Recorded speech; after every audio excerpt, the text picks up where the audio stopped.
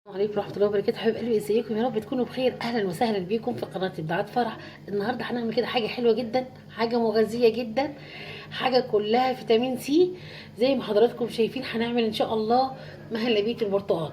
انا يا حبايبي معايا البرتقال مقطعاه، هوريكم طريقة التقطيع بتاعتي عشان تبقى سهلة بالنسبة لكم. بس هقول لكم على المقادير. معايا 5 حبات من البرتقال، معايا جزرتين، غسلاهم وقشراهم بالشكل ده كده ومقطعاهم طرنشات، ومعايا ليمونتين وكوبايه سكر. هي دي المقادير اللي احنا اول الخطوات هنعملها بيها. اول حاجه هنبدا ونقول بسم الله، واوريكم دلوقتي تقطيع البرتقال. انا قطعت البرتقاله كده نصين. بعد ما قطعت البرتقاله نصين انا كده معايا نص برتقاله هقطعها كده، بصوا كده 5 صوابع من البرتقال بالشكل ده. شايفين؟ قطعة 2 3 4، يبقى معايا 5 صوابع من البرتقال. وهبدأ اقطعها كده صغير زي كده مكعبات من البرتقال بالشكل ده. انا كده قطعتها نص البرتقانه، وهنا قطعت البرتقال كله بس خليت النص ده عشان خاطر تشوفوا ازاي تقطيعتي. وتاني حاجه هنقطع الليمون. هنقطعه كيف كده، تقطعيه ترنشات، تقطعيه مثلا مكعبات، التقطيعه اللي تريحك بالشكل ده. الليمون بالبذر بتاعه احنا هنصفيه طبعا. تقطعيه كده بطريقه عشوائيه جدا اهو كده. الليمون معانا، شايفين يا حبايبي؟ ده اول حاجه قطعنا البرتقال والليمون بالشكل ده. بس هجيب الليمون كده وبقيه البرتقال اللي احنا مقطعينه كده. الليمون بتاعي والبرتقال اهو كده قدامكم. دلوقتي هجيب كوبايه سكر، الكوبايه المعياريه بتاعتنا، وهحطها كده بالشكل ده يا حبايبي اللي انتوا شايفينه على البرتقال والليمون. وهسيبها ساعه بالظبط. ساعه بالظبط هقلبهم طبعا تقليبه حلوه جدا كده مع بعضيهم. هقلبهم كده عشان خاطر السكر يغلف البرتقال كله اللي موجود معانا. وهسيبهم قد ساعه. في الساعه دي هكون سلقت الجزر في كوبايتين من الميه، واسيبهم يبردوا. من الجزر بتاعي يبرد خالص خاطر طبعا هضربه في الخلاط بعد عمليه السليق.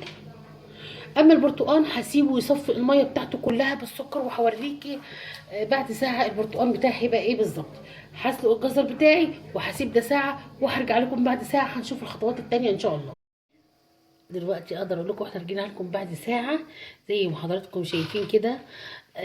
هنا الجزر ده انا خلاص سلقته، لونه فظيع جدا زي ما انتم شايفينه كده. وبعد ما سلقته بالميه بتاعته سبتها كده تبرد شويه، وضربته في الخلاط بالطريقه دي. ده كده الجزر بتاعنا. المهلبيه بتاعتنا مغذيه جدا جدا، وفوائدها ما اقولكمش. واليومين دول طبعا مع نزلات البرد البرتقال مع الليمون بسم الله ما شاء الله جميل جدا جدا. وكمان بيقوي المناعه بتاعت ولادنا وبيقوي مناعتنا احنا شخصيا، محتاجين حاجات زي كده. شايفين البرتقال صفى العصير بتاعه ازاي؟ شايفين؟ لو البوله بتاعتي دي ازاز كنت هتشوفوا قد ايه كميه العصير الموجوده. شايفين كده من تحت كميه العصير؟ انا جايبه هنا مصفى وحاطه تحتيها بوله عشان تتلقى العصير زي ما انتم شايفينها كده. وهنزل عصير قطع البرتقال اللي احنا حاطين عليها الليمون والسكر، وهسيبها كده تنزل البرتقال بتاعها وتصفي كده براحتها خالص. وممكن بايدي يعني ايه اضغط عليها اكتر عشان خاطر تصفي كميه العصير الموجوده في البرتقال. وزي ما انتم شايفين كده ده مقدار معلقتين. معلقه الرز دي معلقتين نشا، يعني هي معلقه واحده قدامكم بس دي عشان معلقه كبيره. معلقتين نشا، وهضيف لهم كوبايه ميه، وهدوب النشا بتاعي في ميه بارده خالص. هندوب النشا بتاعنا بالشكل ده. خلاص احنا كده صفينا عصير البرتقال بتاعنا، وده الخلاصه بتاعه العصير. ناس تقول لي طب احنا ليه ما نعصرش البرتقال؟ انا عندي عصاره بالكهرباء واستسهل واعصرها وليه اقطعه والكلام ده كله. حابه اقول لك لا، انا عاوزاكي تاخدي الفايده الموجوده في قشره البرتقال. قشره البرتقال دي اوعي تستهيني بيها، دي فيها خلاصه الفيتامين بتاع البرتقال، هو فيتامين سي. فانت لو قطعتيها هتاخدي كمان الزيوت الموجوده في القشره بتاعت عصير البرتقال. فانا عشان خاطر كده قطعتها. انا برضو الحمد لله عندي عصاره برتقال بالكهرباء، وعندي العصاره العاديه اليدوي. يعني ممكن استسهل واعمل كده، بس انا حبيت اعمله بالطريقه دي عشان ناخد الفايده بتاعت عصير البرتقال. كده معايا معلقتين النشا دوبتهم في كوبايه الميه، وهنا الجزر وهنا العصير. ويلا بينا نشوف هنعمل ايه كده. وما ننساش ان احنا حاطين كوبايه سكر في عصير البرتقال. انا شايفاه كده بالنسبه لي الحاله بتاعه مظبوط. انت حبيتي تزودي سكر، دي حاجه ترجع لك طبعا.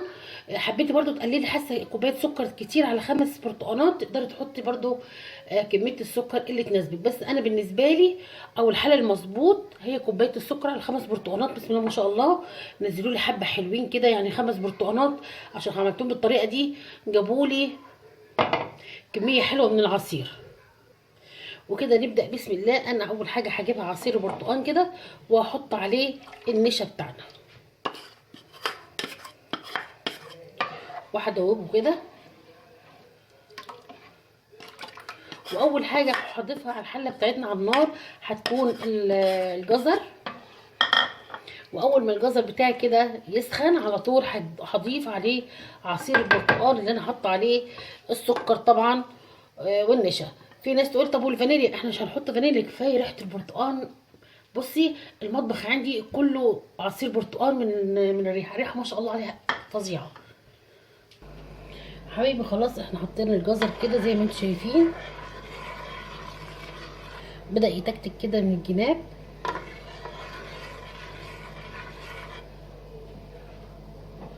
ودلوقتي هحط عصير البرتقال اللي انا مدوبه فيه السكر والنشا،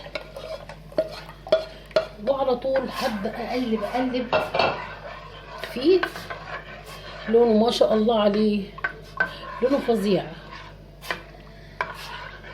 هقلبه كويس عشان يبقى كده النشا طبعا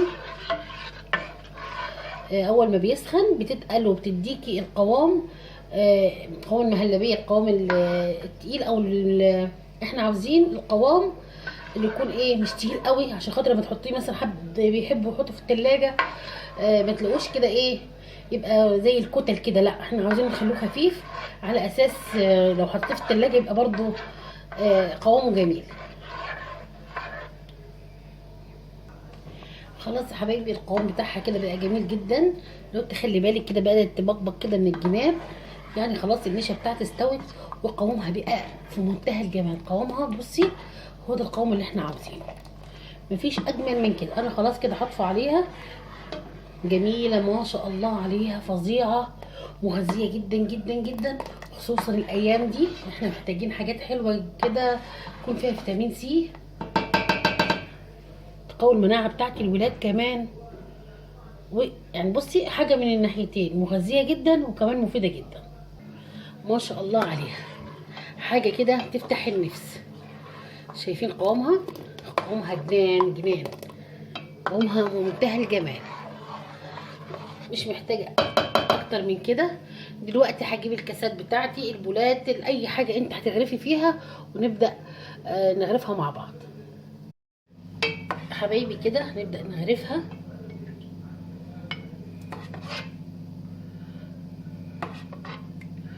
ما شاء الله عليها، ريحتها فظيعه، ريحتها حلوه جدا جدا جدا.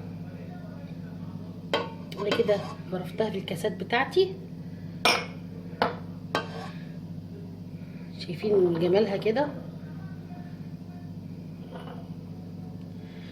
شكلها ما شاء الله، ريحتها جميله، يعني هتعجبك بجد. حاجه كده مش مكلفه ابدا. البرتقال رخيص جدا، 3 كيلو ب10 جنيه. الليمون معلش احنا مش هناخد ليمون كتير، هي بس حبيتين بس من الليمون. والسكر بمشيئة الله موجود في البيت. والجزر برضو رخيص جدا جدا، احنا مش محتاجين اكتر من جزرتين. يعني الجزرتين هيعملوا ايه؟ نص جنيه. كيلو الجزر اصلا ب2 جنيه ونص، يعني الجزرتين نص جنيه، يعني حاجات كده مش مكلفه. بس هنعمل حاجه لذيذه جدا وولادنا هيفرحوا بيها جدا جدا.